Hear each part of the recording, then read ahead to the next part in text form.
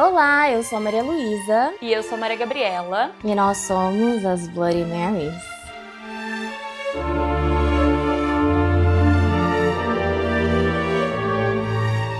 Eu vou contar hoje a história do The Caffey Family Murders, ou o assassinato da família Caffey. Kathy? Caffey, Café? só que com A. C-A-F-F-E-Y. Kathy. É, De onde que eles são? no Texas. Caffey. Estados Unidos, a gente não vai pedir desculpa Exato, eu não vou pedir desculpa nenhuma. Antes de tudo, gente, eu quero dar um aviso aqui, que esse episódio contém violência contra crianças e pode não ser adequado para todo mundo.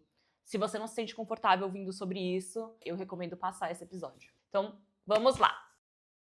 A nossa história se passa em 2008, no Texas, numa cidadezinha chamada Alba, nos Estados Unidos. Gente, é uma cidadezinha muito pequenininha, tá? Tipo, 500 pessoas. Tipo, não dá nem pra considerar uma cidade, sabe? É tipo um bairro. 500 pessoas total? 500 pessoas. Tipo, nada. Tá. Nada. É, tipo, meia dúzia. Uhum. Meia dúzia, um Alphaville. Eles conhecem todo mundo se conhece, assim. Os Caffey eram uma família extremamente religiosa, gente. O pai chamava Terry Caffey e tava treinando pra ser pastor. E a mãe, Penny, ela educava os 3 filhos em casa. Então, ela era meio uma... como é que fala? Tipo, stay-at-home mom. Ela é uma stay-at-home mom, ela é uma mulher que fica... Mulher do lar. Ela era do lar, recatada e do lar. Então, ela ficava em casa educando esses 3 filhos dela. A Erin, de 16 anos. O Matthew, de 13 anos. E o Tyler, de 9 anos. A família vivia nessa casa que, tipo, em alguns lugares eu vi descrito como um chalé. Assim, eu acho que é tipo uma casa estilo chalé. Era no subúrbio dessa cidadezinha. Já é Porra, a micro. cidadezinha tem subúrbio. Exato. Gente. Não tenho como reforçar o bastante o quanto eles estavam isolados nessa casa, tá? Era uma casa muito isolada. Tipo, a casa do vizinho deles, a mais próxima, ficava a 350 metros da onde eles estavam, Tipo, da casa deles. eles são tipo agropoc, assim. Exato, no meio da floresta, só que no Texas. Aí, então, tinha esse único casal de vizinho mesmo, que morava a 350 metros, e eles se chamavam Tommy e Helen. A casa tinha 2 andares, era grande o bastante para a família deles inteira, e tinha muito espaço para as crianças brincarem. E ainda por cima, um bônus ficava perto da igreja deles, que chamava Miracle Faith Baptist Church. Era uma igreja cristã. E a família inteira era muito focada na igreja, participava muito da igreja. A Erin cantava no coral e a Penny, a mãe, tocava o piano. Eles eram considerados uma família americana perfeita cristã. Tipo assim, o modelo que você pensa, americano médio. Gente, assim, interior do Texas, super religioso, tipo, loiros, sabe? O Tyler, que era o mais novinho, de 9 anos, ele era tímido e tinha um lado aventureiro. Tipo, ele era meio assim, fofinho, assim, sabe? Brincava, fala que, tipo, ele adorava pular no lago da propriedade ali. O Matthew, que tinha 13 anos, também um bebê, ele era um bebê gigante. E como assim? Ele tinha? Ele era muito alto. Como assim? Ele era muito alto e muito grande, assim, pra idade dele. Então a família meio que apelidou ele de Buba. Porque ele era grande, assim. É tipo um apelido carinhoso, assim, da família. Ah, tá. Não, ó, eu complexando o menino. Não, é só que ele era muito alto pra idade dele. Tipo, Mas é fofinho, então. exato. Ele tem uma cara, gente. Tá. Juro, é um bebê gigante. Ele tocava violão e gaita. E ele era gentil e carinhoso. A Erin, que era a mais velha, ela era considerada muito charmosa e muito bonita. Lembrando que o bonita aqui, gente, é pros padrões de 2008, tá? Sim, diretamente do Tumblr. Então a Erin era considerada, tipo, muito bonita. E todo mundo falava que ela tinha uma voz maravilhosa. O pastor da igreja, inclusive, ficava falando que, tipo, se eu tivesse 5 Erins no coral, eu ia estar sempre... a igreja ia estar sempre cheia. Porque, tipo, os meninos locais iam lá só pra ver a Erin, sabe? Tipo... Comentário infeliz, né? E o pai, o Terry, falava que a voz da Erin era tão angelical que ele queria que ela cantasse no funeral dele. De tão linda que era. Um pouco macabro, né? Nossa. Voltando pra história. Em 2008, a família tava indo muito bem nessa época. Eles tinham acabado de se mudar pra essa cidadezinha. Então eles estavam vibing, tipo, a família tava indo muito bem, tava prosperando. E aí foi quando a Erin, a filha mais velha, conheceu um menino chamado Charlie Wilkinson, de 18 anos. Ela tinha 16. Eles se conheceram enquanto ela trabalhava meio período como garçonete, que é muito comum também isso nos Estados Unidos. Crianças de classe média alta, trabalharem meio período enquanto estuda. Ali, minha filha, aqui nos Estados Unidos é assim, o capitalismo, ó, Começa cedo. bora ganhar dinheiro, começa cedo. Tipo, o povo já tá ganhando dinheiro pra fazer tarefa de casa, sabe? É um negócio assim, brutal. Então ela conheceu esse menino, eles começaram a namorar depois de algumas semanas já. E muitos dos amigos consideravam a Erin muito inocente, muito protegida pelos pais. E esse foi, tipo, o primeiro namorado sério dela. Ela já tinha tido alguns casinhos e tal, mas esse foi o único que, tipo, namorado. Aí eles começaram a passar todo o tempo deles juntos. Tipo, quando ele saía da escola, ele ia direto, porque ele estudava normal, né? E ela estudava em casa. Ele ia direto pra casa dos Caffey e ficava lá fazendo nada com a namorada. E quando ele ia embora, os dois ficavam se ligando por horas no telefone. Quem nunca, né, em 2008? O que, assim, tipo, claro, hoje em dia, na nossa cidade, né, seria uma red flag. Mas pra um adolescente, não acho que seja tão red flag, assim. Eu não acho que é uma red flag até agora. É tipo aquele namorado, aquele primeiro namorado meio folgado e tipo... Todo mundo já viveu Todo mundo já isso, teve, né? todo mundo já viveu. E também aquela coisa, né? Primeiro relacionamento, primeiro namorado, você quer ficar o tempo todo junto, sabe? Tipo, agarrado na pessoa. E os pais Sim. não estavam aguentando mais, né? Óbvio. Ah, quem que aguenta, né? Exato, a presença desse cara toda hora, muito chata. Ainda mais porque eles consideravam ele muito folgado e sem educação. Tipo, o pai citou, tipo, coisas assim. Ele não levantava a bunda pra cumprimentar o pai dela, sabe? Quando ele chegava na própria casa. O cara tava deitadão no sofá, assim, e daí, tipo, chegava o pai dela, ele não levantava. Ah, e uma coisa que incomodava muito o pai era que ele falava palavrão na frente das crianças pequenas. E não tinha um emprego. Então, assim... O pai lá, e aí, cadê esse capitalismo aí, o hein? pai tava assim, Turma. ó. A mãe até que tentou dar uma chance pro menino, mas falou pro marido, tipo, pro Terry, ó, fica tranquila que eu vou ficar de olho, né? Não que, assim, o Charlie tivesse feito alguma coisa, realmente, né, que a gente tava falando. Ele era só chatinho, sabe? Em um podcast que eu ouvi, eu vou deixar o link aí depois, eles falam que, tipo, o Charlie, a única vez que ele se meteu em confusão na escola foi quando ele se recusou a tirar o chapéu de cowboy dele durante a aula. Eu achei muito Texas. Ele chegou, gente, ao look. Eu não sei o que falar pra vocês. Esse cara vivia de chapéu de cowboy e bota de cowboy, tá? Agroboy, vocês têm que pensar nisso. Ai, que vergonha. Aí, depois de um tempo namorando o Charlie, a Erin pediu pros pais pra poder voltar pra escola normal. Aparentemente, 3 anos antes deles se mudarem pra Alba, as crianças iam pra escola normal, não estudavam em casa. Mas daí aconteceu que, aparentemente, uma menina que vinha mostrando interesse na Erin beijou ela no corredor da escola. E os pais católicos surtaram. Ai, opa. E tiraram as 3 crianças da escola. Nossa, homofóbicos, assim, Total. no mês do orgulho. No mês do orgulho eles fizeram A gente isso. tá gravando tipo, isso no mês de orgulho, gente. E daí eles decidiram que, tipo, a Penny ia educar eles de acordo com a Bíblia, né? Essa cabeça pequena, de interior, né? Tipo... Aí, depois de namorar o Charlie por um tempo, a Erin pediu pros pais se ao invés dela ser educada em casa, ela não podia voltar pra uma escola normal, porque ela tinha 16 anos, né? E, tipo, justo, né, gente? Pelo amor de Deus. Não, e eu, assim, não vou entrar nesse episódio no meu rant contra a educação em casa. Que existe esse rant. Então, esse aqui é um gostinho dele, mas eu sou totalmente contra essa coisa de educar em casa, ao invés de ir pra uma escola, porque a escola, ela é muito mais do que só você tá aprendendo as coisas. Tipo, é o momento que você socializa, é o momento que você tá perto dos seus amigos, que você interage com gente diferente de Exato, você. ainda mais com que você vai 16 anos, gente. Nossa, imagina ter que ficar em casa com 16 anos. Ai, Deus me livre.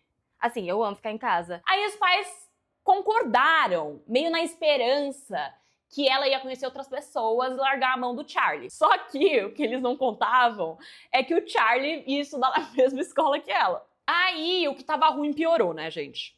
Porque, tipo, aí que ela não desgrudou do Charlie de jeito nenhum. Mas assim, gente, adolescentes, né? Tipo, é o que eu tô falando, primeiro namorado, né? E aí os dois ficaram nessa bolha de romance deles, pararam de falar com todo mundo sem ser eles, sabe? Meio que, tipo, se afastaram de todo mundo.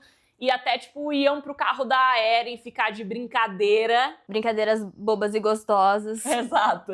Durante o almoço do colégio. Aí o Charlie começou a frequentar também a igreja da família deles. Ele tá... Aí os pais têm que gostar, né? Ele tá Os se pais não estavam assimilando. aguentando mais a presença do Charlie. Eles odiavam o Charlie. Juro, eles estavam assim, pelo amor de Deus, larga desse otário, sabe? Mas ela não largava, não largava, não largava. E não era só os pais da Erin que viram uma mudança. Mas os amigos do Charlie também perceberam que ele tava muito apaixonado e parou, tipo, de conversar tanto com eles e só falava dela, sabe? Tipo, meio obcecado. Nossa, o Charlie tinha amigos. Exato. Com aquele chapéu de cowboy. Chocada, né? Chegou no ponto, gente, que o menino ajoelhou, tá bom? Tipo um pedido de casamento e deu pra ela um anel de noivado, que era da avó dele, como tipo um anel de compromisso. Só pra vocês terem uma noção. Tipo, prometendo que eles iam noivar e casar quando eles ficassem mais velhos, né? Ele deu o anel que era da avó dele de compromisso pra namorada com 16. Gente. E os pais Ele tinha do Charlie? 18, né? Eu matava ele nessa aí. Os pais do Charlie não estão muito na cena, gente. Aparentemente ele foi meio abandonado. O Terry odiou, que é o pai da Erin, né? Ele falou que, tipo, que queria conversar com esse menino assanhado, né? Porque, pelo amor de Deus, né? Tipo, que é isso, gente? Vocês têm 16 anos, sabe? 16, 18 anos. Não vai casar. Fiquem... Acalmem-se. Abaixa as asinhas aí, né? Abaixa as Abaixa essas asinhas. E daí, na noite Gente. seguinte, os pais dela já, assim, sentaram os dois adolescentes e já colocaram limite. Não dava pro Charlie ficar o dia inteiro na casa deles, sabe? Tipo, ninguém aguentava mais. E eles falaram que, tipo, meu, você já vê ele o dia inteiro na escola, sabe? O Charlie pode vir uma vez na semana e ele tem que ir embora até, tipo, 9 da noite, sabe? É, não dá pra ficar folgando assim, né? Tipo, Exato, tem e que pôr assim, limite. justo, né? Você já se vê o dia inteiro na escola, sabe? Não é como se eles estão falando, ai, não pode mais ver o Charlie. Não, exatamente. Eles não estão proibindo eles de namorar, eles estão colocando limites que são totalmente Justos, eu acho. aceitáveis, justos pra uma menina de 16 anos. Aí as crianças, né, os adolescentes aceitaram e as coisas começaram a melhorar um pouco, assim. Mas os pais já começaram a perceber que a Erin ficou meio irritada e começou a responder mais ele, sabe? Fazer malcriação, se isolar. O que eu acho 100% normal pra uma menina de 16 anos que acabou de ouvir dos pais que não pode mais ver o namorado. Não mais ver, mas que o cara não pode mais cair na casa dela o tempo que ela, toda hora que ela quiser. Normal. Ah, é aquele base, é o drama, sabe? Acontece. O drama, gente. Tipo assim, eu sei que eu já fiz esse mesmo drama por muito menos. Muito menos. Por muito menos. Não que tenha sido, não que eles estão pedindo algo que seja fora do normal. Acho que os pais estão totalmente com razão nisso. Justíssimo. A Penny, a mãe, resolveu fazer uma investigação sobre o menino, né, gente? Depois de um toque da tia. Que uma vez a Erin foi na casa da tia e a tia achou estranho, assim, sabe? Aí, 2008, né, gente? Aí a família não tinha um computador. Aquele computador da casa, né? Porque em 2008, quem viveu sabe. Pra quem não estava vivo... Tinha aquele computador da casa, você não tinha um laptop. Você tinha, tipo, um computador da casa. Mas eles nem isso tinham. Então ela teve que ir até a biblioteca pública pra stalkear o MySpace do menino. O MySpace ainda. Gente, não fica mais 2008 core do que isso, tá? O MySpace é o Orkut deles. Exato. Saudoso Orkut. Então, basicamente, ela foi pra biblioteca pública stalkear o Orkut do menino. E o que ela achou, gente, deixou ela horrorizada. Quase parou o coração cristão da mãe. Ai, ai, ai. Tinha um comentário de um amigo do Charlie falando assim, abre aspas, que o Charlie deveria trazer a namorada cachorra dele no fim de semana, fecha aspas, pra eles ficarem bêbados e transarem. Gente, a mãe quase teve uma síncope, só aí, né? Tipo, vai se fuder, moleque machista. Aí os pais cristãos ficaram gag, né? e resolveram tirar o celular da Erin. E falaram que ela não podia mais ver o Charlie. Agora eles falaram, olha, acabou, sabe? Pelo amor de Deus, tá dando mais. E pra surpresa de todo mundo, a Erin começou a chorar e falou que tava querendo terminar mesmo com o Charlie faz tempo, só que não sabia como. E o pai, daí o Terry, aconselhou ela a terminar num lugar público por causa do temperamento do Charlie, que era, tipo, Com aparentemente certeza. estressadinho, sabe? Eu tô gag que ela queria terminar. Você tá acrílica. Naquela mesma noite, a Erin já terminou. Saiu da igreja e na frente de todos os fofoqueiros da igreja, Amo. Seria eu. foi lá e terminou. E daí todo mundo assistiu. A congregação, né, que chama? Como é que fala isso? Aham, a congregação inteira, o rebanho inteiro. Inteira assistindo o término. E viram, inclusive, o Charlie saindo puto e batendo porta do carro e saindo cantando pneu, gente. Pra vocês terem uma noção. Aí, depois disso, as coisas melhoraram um pouco, né?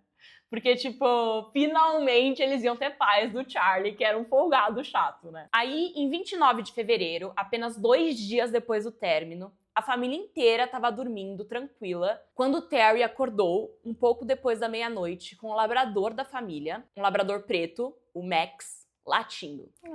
Mas ele achou que Não, calma. Tem trigger warning, o Max vai viver? o cachorro vive.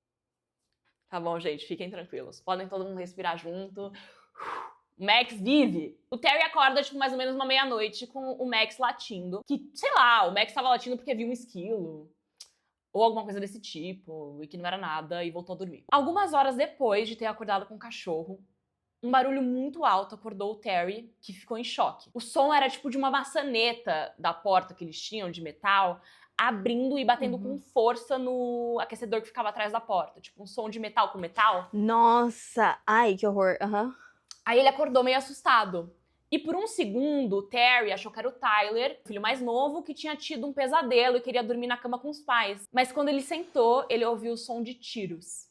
E a Penny gritando do seu lado. Ele viu a silhueta de um homem na porta do quarto, apontando uma arma para sua esposa.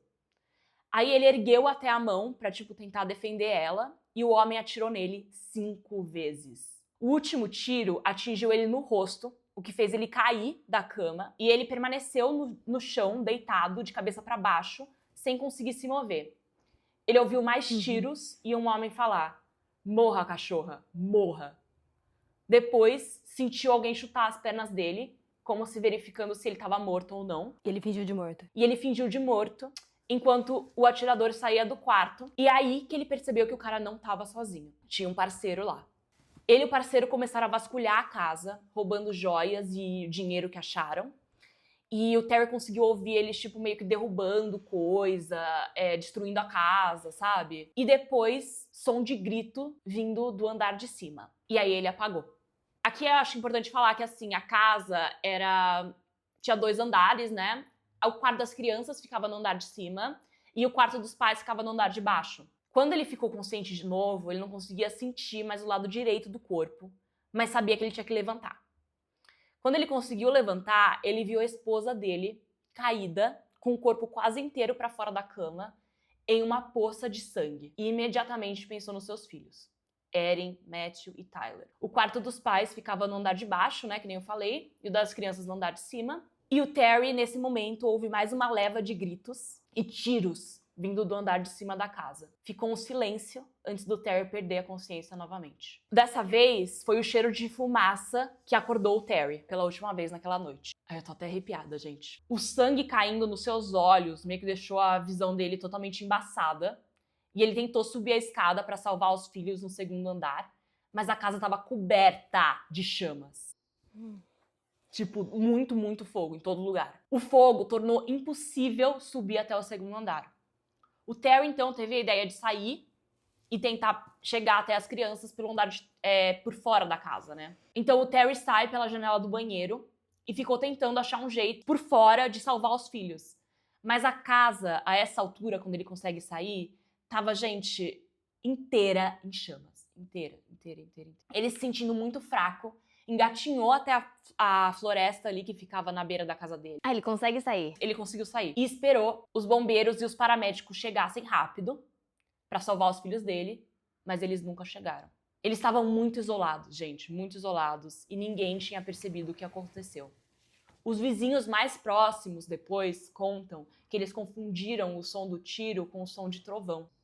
E as chamas não conseguiam ser vistas pela estrada. Quando o Terry finalmente percebeu que ninguém ia vir salvar ele, e que os filhos dele provavelmente estavam mortos naquela altura, ele quis morrer também e se juntar com a sua família no céu.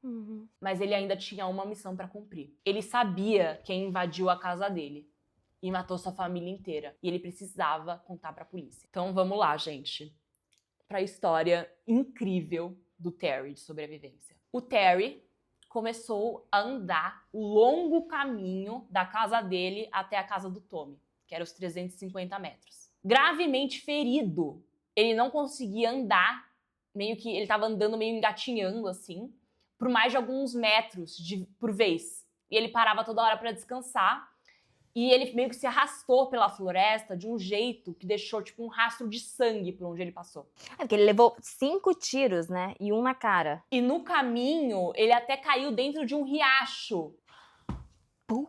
Tá. Juro, gente, ele só conseguiu sair pela força de vontade de conseguir justiça pra família dele. Ele precisava falar pro policial o que tinha acontecido.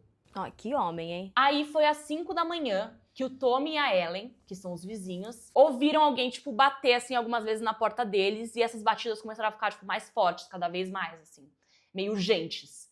Quando eles abriram a porta, eles viram o Terry caído, cheio de sangue e lama na sua entrada. Ele tava usando, tipo, o antebraço pra bater na porta, e ele contou pro Tommy que atiraram nele e na família e colocaram fogo na sua casa.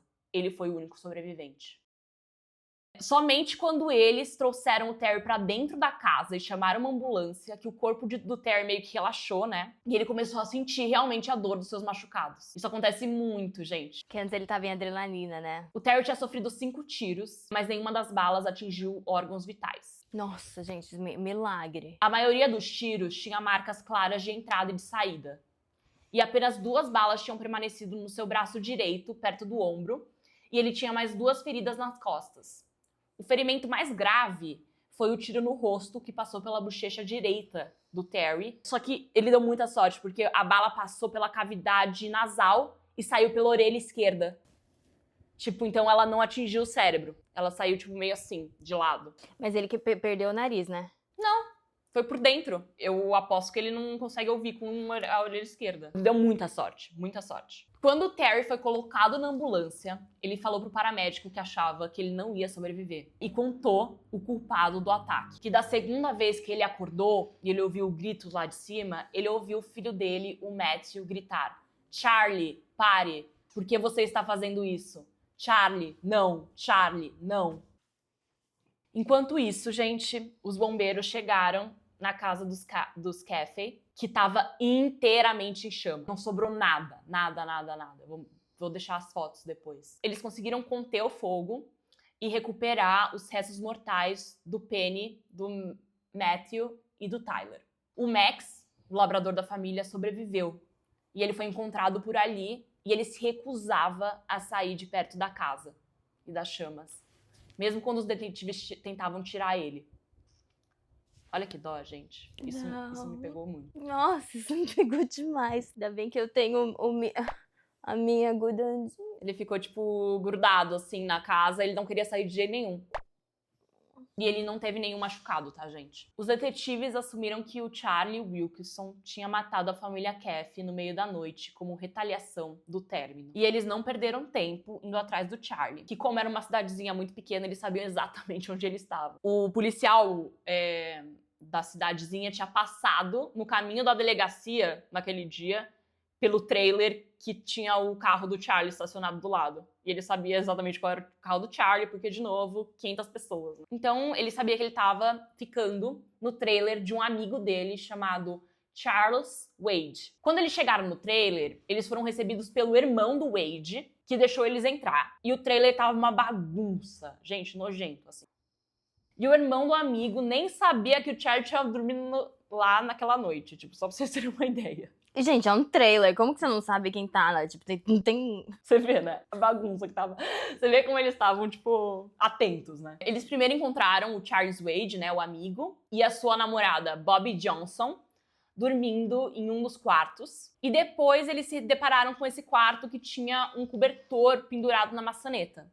E quando ele entrou, ele achou o Charlie Wilkerson, deitado, sem camisa, na cama, mas totalmente acordado. Tipo, ele deve ter ouvido o policial chegar, né? E acordou e ficou lá parado.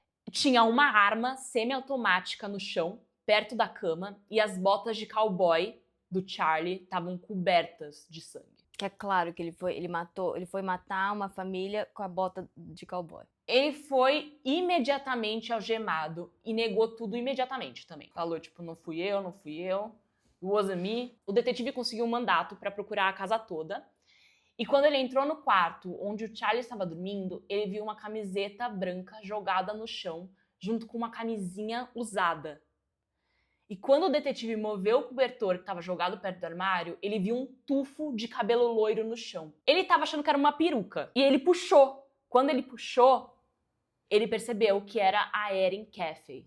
100% viva e 100% bem. A bolsa da Erin com a sua identidade também estava no trailer. Tá gag, né? Agora eu tô gag. Agora vai ficar maluco. Ela ainda tava usando o pijama da noite anterior e ela tava agindo, tipo, super confusa, meio acabei de acordar, onde eu tô, sabe? E ficou, tipo, não sabia como ela tinha chegado lá. Ela meio que deixou entender que ela tinha sido drogada e sequestrada. A última coisa que ela lembrava eram 2 homens entrando no quarto dela no meio da noite e o cheiro de fumaça. Os 2 homens estavam com espadas na mão e mandaram ela sair da cama e deitar de cabeça para baixo no chão.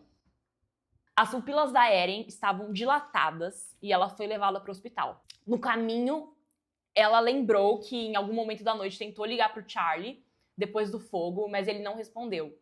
E que ela bebeu alguma coisa estranha no trailer que fez ela desmaiar. Na delegacia, enquanto isso, o Charlie Wilkerson quebrou facinho, né?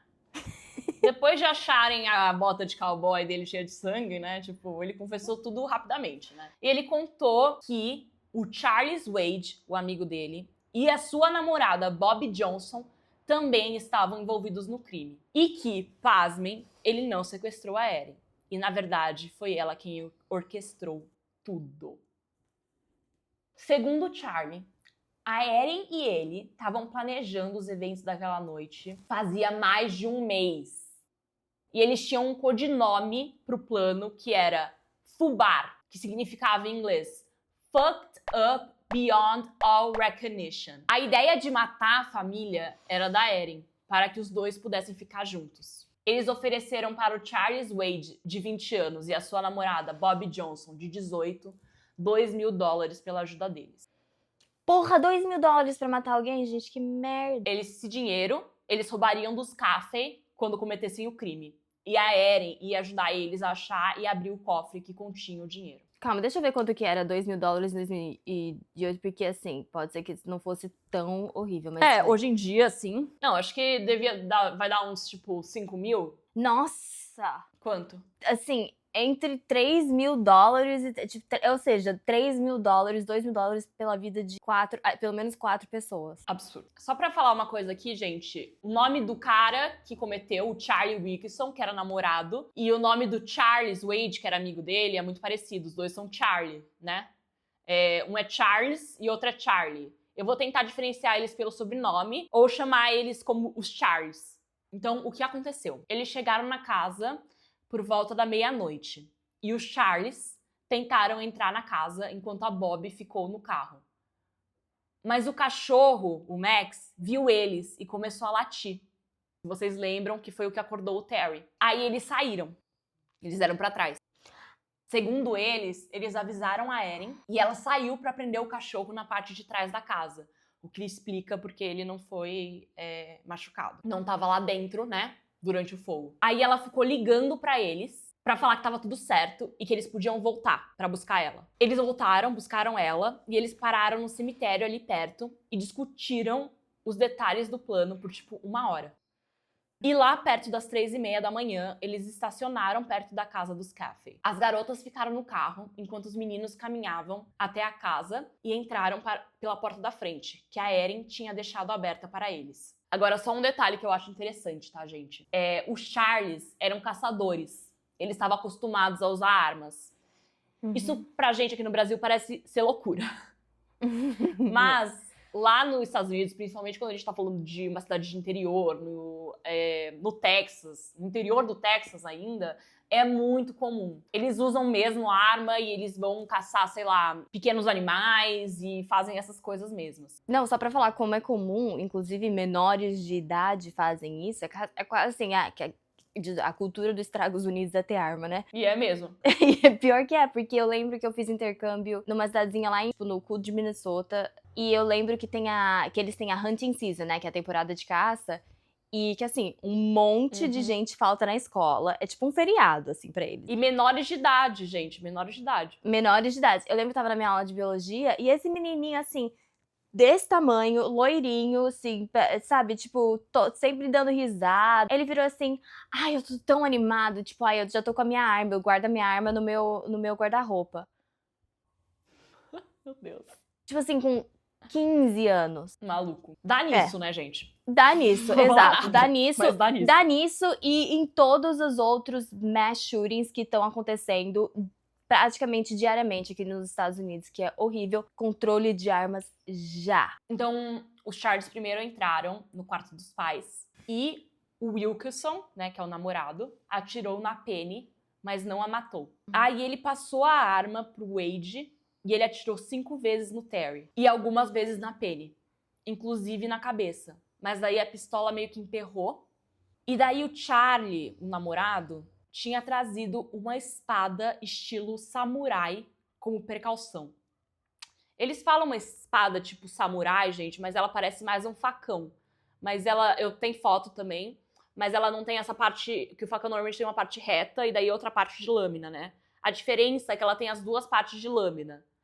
Por isso que falam que é estilo samurai, mas ela é bem pequena e mais grossa. Não bem pequena, ela tem o tamanho de um facão, assim, mas não é um tamanho de uma espada samurai. Então ele já tinha imaginado que talvez a arma pudesse emperrar e eles levaram como precaução a espada que eles usaram para cortar a garganta da Penny. Eles quase decapitaram ela. Eles acharam que tinham matado ambos, né? E subiram pro quarto das crianças no andar de cima. Aí lá eles encontraram o Matthew, de 13 anos, né, gente? E ele tentou implorar pela sua vida, que foi o que o pai ouviu, mas não foi o suficiente. O Charlie, o namorado, depois contou pros detetives que as crianças estavam assustadas e que ele não conseguiu olhar diretamente nos olhos deles. O Matthew, como proteção, né, pra tentar se proteger, chutou o Charlie em defesa própria. E foi quando o Wade atirou nele várias vezes, incluindo no pescoço e na cabeça, que mataram ele imediatamente. A arma voltou a funcionar. Voltou. Que eles eram, tipo, aparentemente eles tinham essa familiaridade com as armas, né, e tal, eles conseguiram desemperrar. Eles encontraram o Tyler, de apenas 8 anos, se escondendo no fundo do armário. Ambos, tá? Brutalmente esfaquearam o menino com a espada. 3 vezes no pescoço. A dupla de assassinos usou o isqueiro para colocar fogo em vários móveis da casa e saíram pela porta da frente. No caminho, o Charlie pegou uma mala que a Erin tinha deixado preparada com as suas coisas e eles encontraram as meninas no carro. E segundo o Charlie, a Erin sorriu para ele e falou: "Estou tão feliz que tenha acabado." Eles saíram em direção ao trailer do Wade. Dentro do trailer, Charlie e Erin transaram. Juro, gente, muito nojento. Tipo, por que não, né? Agradecimento por ter matado meus pais e meus irmãos. O Charles Wade e a Bobbie Johnson foram apreendidos também rapidamente e confessaram seu envolvimento no crime. As suas histórias bateram perfeitamente com a que foi contada pelo Charlie. Wade, inclusive, adicionou que quando eles estavam voltando pro trailer, depois de matar a família inteira da Erin, ela exclamou: "Puta merda, isso foi incrível." A Erin falou isso? Aham. E a Bobbie contou que na noite do ataque, o Charlie implorou pra Erin pra tentar fugir com ele, ao invés de matar a família dela. Perguntando: "Você tem certeza que você quer fazer isso?" E a Erin respondeu: Por que você tá me perguntando isso? Se você me ama, faria. A Erin. Gente, Mulher. a Erin. A Mulher. Erin manteve a sua história original, na qual ela foi sequestrada e drogada e que não tinha envolvimento com crime. Mas um teste toxicológico indicou que não tinha nenhuma droga no seu sistema e que as roupas que ela estava usando não tinham cheiro nenhum de fumaça. Se ela tivesse dormindo na casa com o mesmo pijama quando o fogo começou, que era a história dela, no mínimo as roupas dela iam estar com cheiro de fumaça. E não estava. Ai, gente, ainda esse povo é tão burro. Ainda bem, né? Mas Não, assim, tipo, eles juro. são tão burros. Tipo, você fala assim, eu tava drogada. Mona, tem teste, Tem como teste provar, tóxico. exato. Tem como provar, foi no dia seguinte. Não é que faz um mês, uma semana que você matou, ainda tá no teu sangue, linda. Ela também não mostrou sinal de ter inalado fumaça nenhum. A Erin foi presa no caminho do hospital, tentando ir ver o seu pai, que ainda estava internado. E ela foi detida num centro de detenção juvenil e o resto do grupo foi detido na delegacia. Que ela era a única que tinha 16. 16. Uhum. Durante a sua recuperação, o Terry percebeu que o pessoal do hospital estava tratando ele muito estranho. E que eles estavam meio que evitando falar com ele ou até olhar no olho dele. E daí, no dia 3 de março, ele meio que implorou para a irmã dele contar o que estava acontecendo. E ela falou que a Erin tinha sido presa em suspeita de conspiração para cometer assassinato. Ele chorou quando o detetive contou que a Erin tinha orquestrado a noite toda. Nossa, é tipo assim, é aquela coisa, você mata 2 vezes. Tem a dor de que alguém matou a minha família, que já é horrível, e eu tava lá e eu sobrevivia, culpa e tudo. E daí tem a dor de que não só alguém matou a minha família, a minha própria filha matou a mãe, os irmãos, tentou me matar. Tipo, é um segundo assassinato, um segundo trauma que ele tá vivendo ali. Exato. Então, a promotoria achou nos registros telefônicos que a Erin ligou para o Charlie várias vezes logo após a meia-noite, o que corresponde com a história do Charlie. Tudo fácil de provar. Exato. Uhum. Pra avisar que ela tinha prendido o cachorro, né, e que eles podiam voltar pra continuar. A Erin não conseguiu explicar isso na sua versão, né? Óbvio. Já que na história dela, ela tava dormindo nesse momento. Segundo Charles Wade e a Bob, a Erin estava há mais de um mês falando sobre esse plano. Falava disso toda hora na escola. Tanto que alguns colegas que não tinham nada a ver com isso, ouviram ela falar. Que mulher burra. Não, que ela queria matar os pais dela, né? Porque eles não aceitavam a relação dela com o namorado. E porque, basicamente, tipo, eles não deixavam ela fazer o que ela queria e transar com o Charlie e ficar no telefone até a meia-noite. Tipo, o motivo é o que a gente chama de motivo torpe, né? Aqui, que é tipo aquela coisa que você não tem... O motivo burro. Exato. Um motivo... E o pior de tudo é o motivo pra matar os irmãos. Ela queria matar o Matthew porque ele ia contar pras pessoas o que aconteceu e ela só não gostava do Tyler. Todo o grupo mantém que eles tentaram convencer a Erin de fugir com o Charlie ao invés de matar a família dela, mas ela queria eles mortos. Segundo o Charlie, uma vez a Erin ligou chorando pra ele porque a mãe tinha dado um tapa na cara dela. Nossa! E os outros dois falaram que a Erin falou também que os pais batiam nela sempre, mas todo mundo admitiu que não tinham evidências que provassem isso. Como, tipo, marcas do corpo ou coisa assim, sabe? Segundo um amigo do Charlie, que também não tem nada a ver com isso, o Charlie comentou uma vez que ele ia matar os pais da Erin porque ela pediu pra ele, mas ele não queria. E que uns dias antes do crime, ele falou pro amigo que queria poder só engravidar ela, pros pais meio que seriam obrigados a aceitar a relação, mas que a Erin insistiu que os pais precisavam morrer. Gente, como é que esses amigos também não falam nada, né? Tipo, o pessoal falando de matar a pessoa e eles só quietos. É que eu acho, assim, e de novo, você aqui, né, o advogado do diabo, o promotor do diabo, o juiz do diabo. Eu acho que, por exemplo, se alguém falasse pra mim... Não, se falasse mais de uma vez, eu contaria pelo menos pra mamãe, né?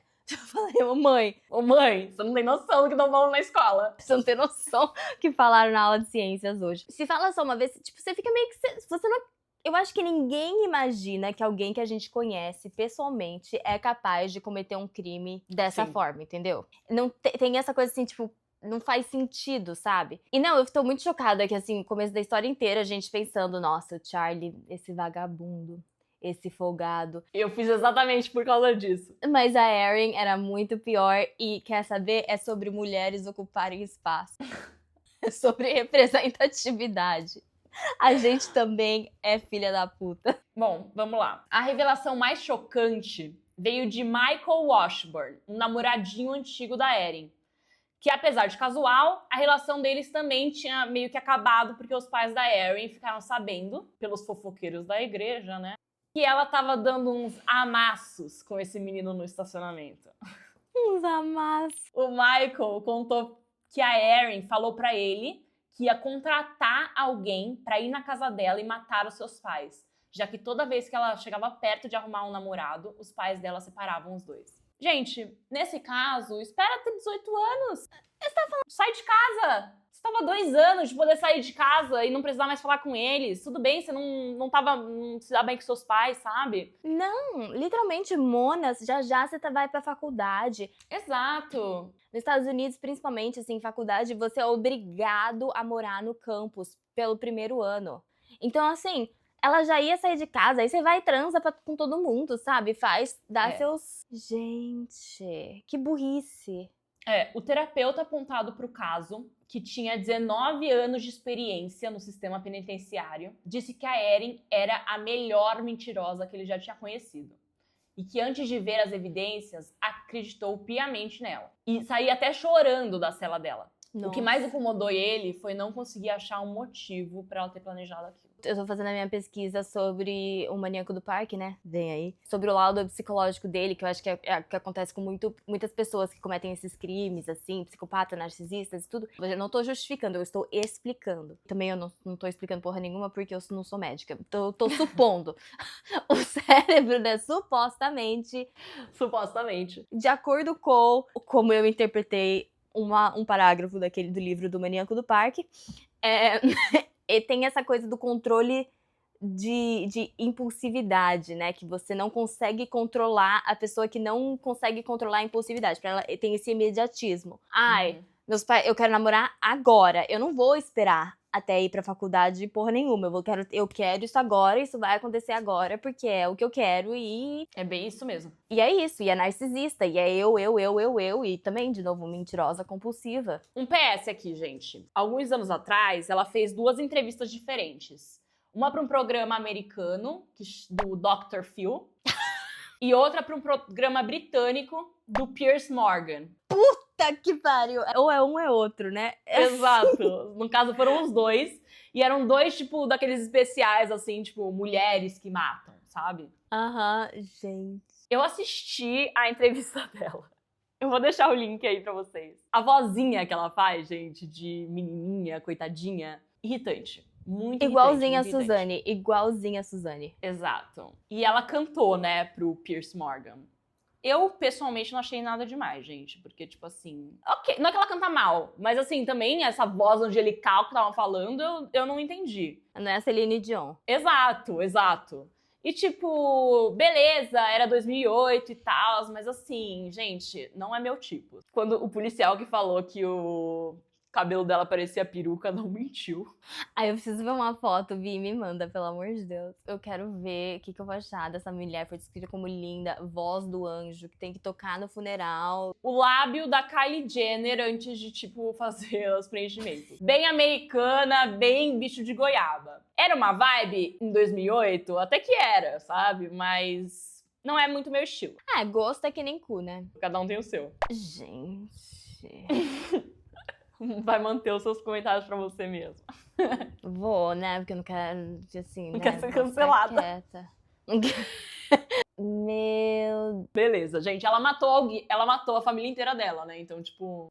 Vou falar uma coisa controversa aqui, né? Tô vendo os mugshots, né, dos outros. Da Bob, do Charles e do Wilkinson. O Wilkinson é o mais, assim, fuck, marry, kill. Ai, que horror! Não, mas assim, tipo... perdão. Tira isso, você não vai poder colocar. O Terry decidiu visitar a Erin na detenção. Eles não podiam conversar sobre o caso, mas ficaram batendo papo e falando sobre memórias boas da família. Quando ninguém conseguiu ouvir, a Erin contou pro Terry que ela tentou parar o ataque, mas não conseguiu. O Terry acreditou na sua filha. Mas eu não culpo ele. E resolveu perdoá-la. No livro Terror Durante a Noite, que ele escreveu sobre o caso, o Terry fala, abre aspas, eu nunca imaginei que ia perder minha família inteira em uma noite e estar completamente sozinho aos 41 anos de idade. Erin é tudo que sobrou e eu vou ficar do lado dela, não importa o que aconteça. Sei que ela precisa de mim e eu preciso dela. Eu sei que Deus salvou minha vida naquela noite por algum motivo. E um desses motivos é para eu estar aqui por ela. Eu não consigo imaginar ela passando por isso sozinha. Então eu fico ao seu lado e rezo todos os dias. Tenho muitas perguntas sobre aquela noite, e algumas dessas questões talvez não sejam respondidas nessa vida. Mas algo que eu acredito é que a Erin amava a sua família e não ia querer nos matar. Acredito que eles chegaram naquela noite e as coisas escalonaram muito rápido, e ela não teve controle sobre. Então eu continuo acreditando que Deus vai fazer a gente superar isso, que ele será vitorioso e a sua vontade vai ser cumprida. Fecha aspas. É aquela coisa, né? Tipo, como que você vai lidar com esse trauma nesse nível? Exato. E ela é tudo que sobrou, sabe? Ela é o único link da família dele que ele ainda tem, sabe? Eu acho... É normal até ele querer perdoar ela, sabe? Ficar nessa negação. Na minha percepção, ele tá sendo super ingênuo, mas eu acho que ele também, assim, é aquela coisa, ele não quer não acreditar nisso, porque como que ele vai viver, como que ele vai seguir Exato. em frente, superar com essa realidade? Aquela coisa, é como se fosse uma proteção que ele cria. Exato, pra ele mesmo. Aí, gente, ouve isso. No Dia dos Pais, de 2008, 3 meses depois do assassinato, tá? O Terry recebeu uma carta de Erin que dizia... Vocês não estão preparados pra isso, tá, gente? Abre aspas. Querido papai, né? Deixa eu começar falando. Feliz Dia dos Pais. Espero que você receba essa carta antes disso, mas eu não preciso de um dia especial para falar que você tem sido um pai incrível. Você fez um ótimo trabalho e nem por um segundo eu penso outra coisa. Nada disso foi sua culpa. Se foi culpa de alguém, foi minha. Se foi culpa de alguém. Eu sinto como se eu não merecesse o seu amor. E que eu decepcionei você e a mama. Decepcionou. Mas nessa família, nós permanecemos juntos e eu sempre amei muito você, mamãe e os meninos. Eu nunca quis que nada disso acontecesse. Eu só estava seguindo o que ele me dizia. Ele, no caso, seria o Charlie, né, gente? Ele me contava todas essas mentiras e eu me perdi nele. E eu me sinto tão culpada. Porra, óbvio. Estou feliz que você está comigo agora. Se não fosse por você, eu não sei o que teria acontecido comigo. Eu te amo.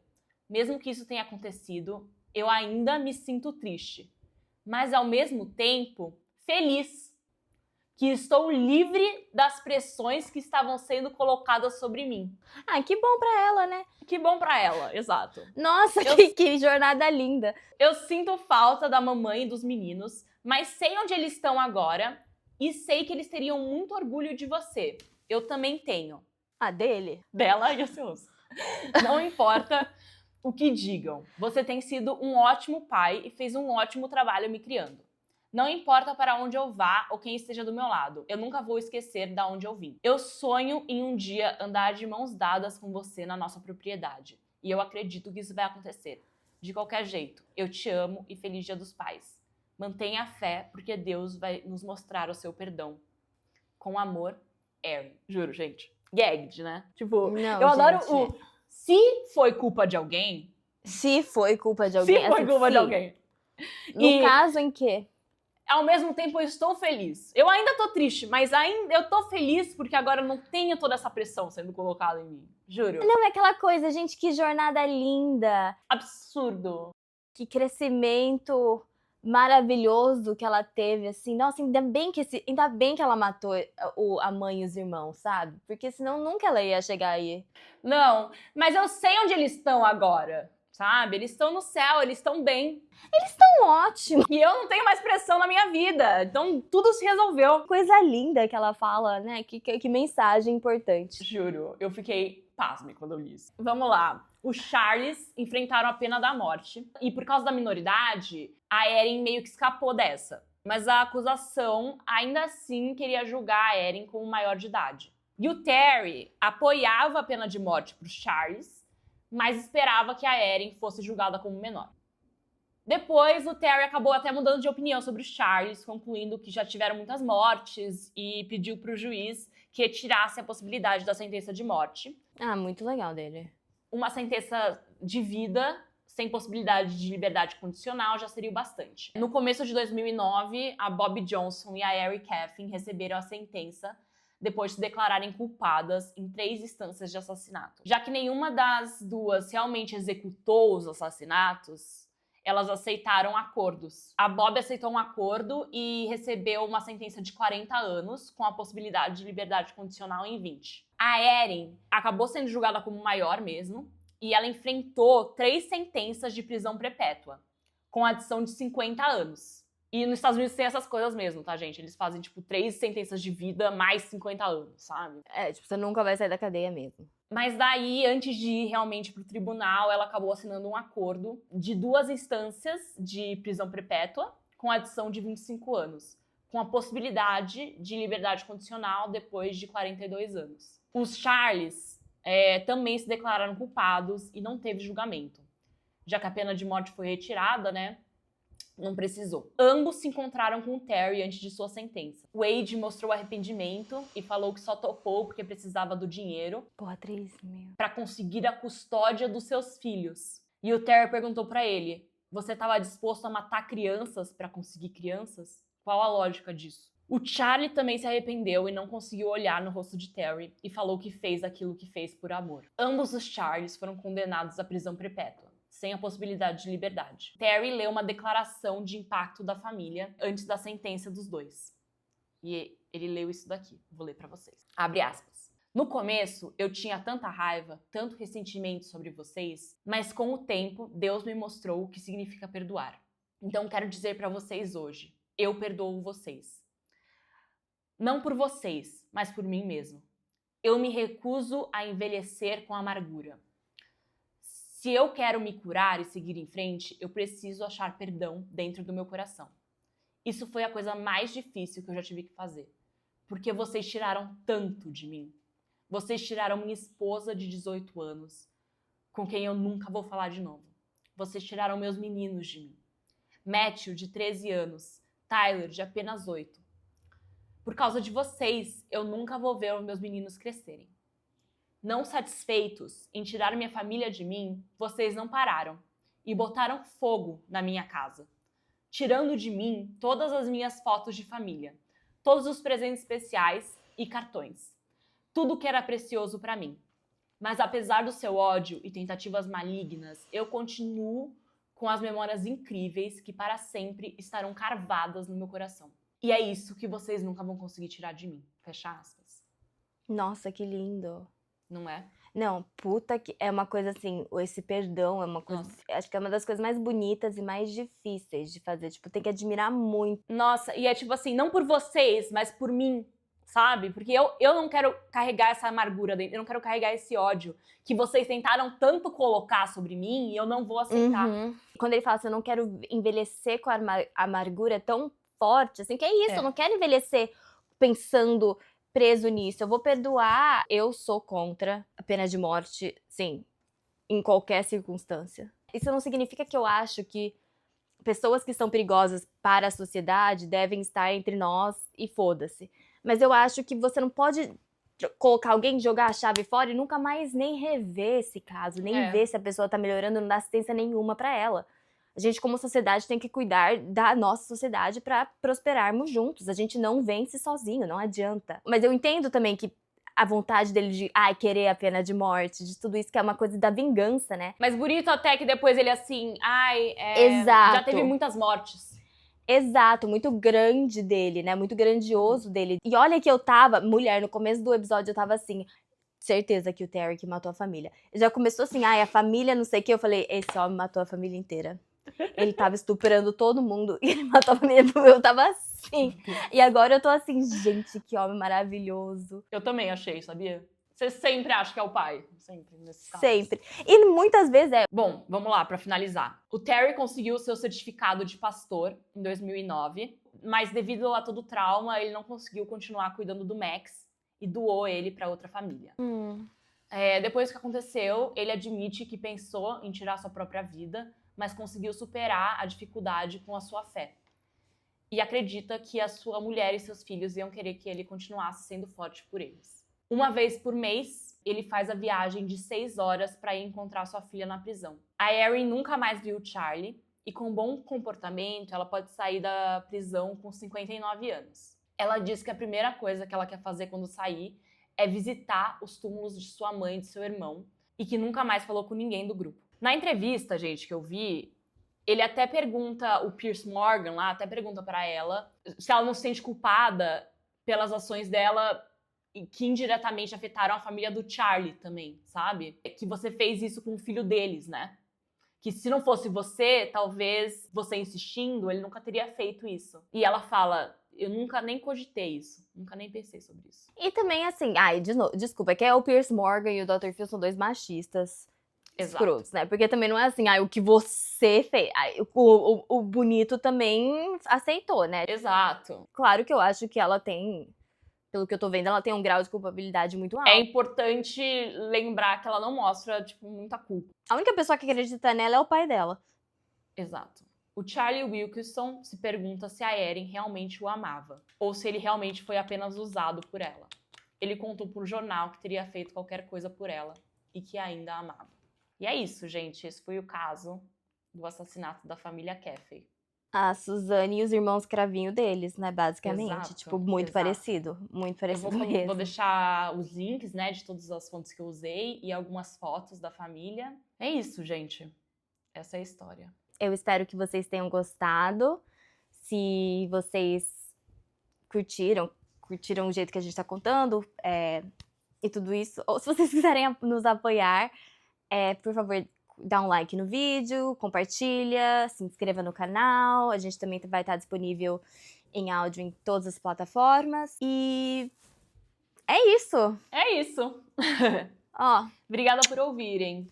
obrigada por ouvirem. Um beijo e Até a próxima.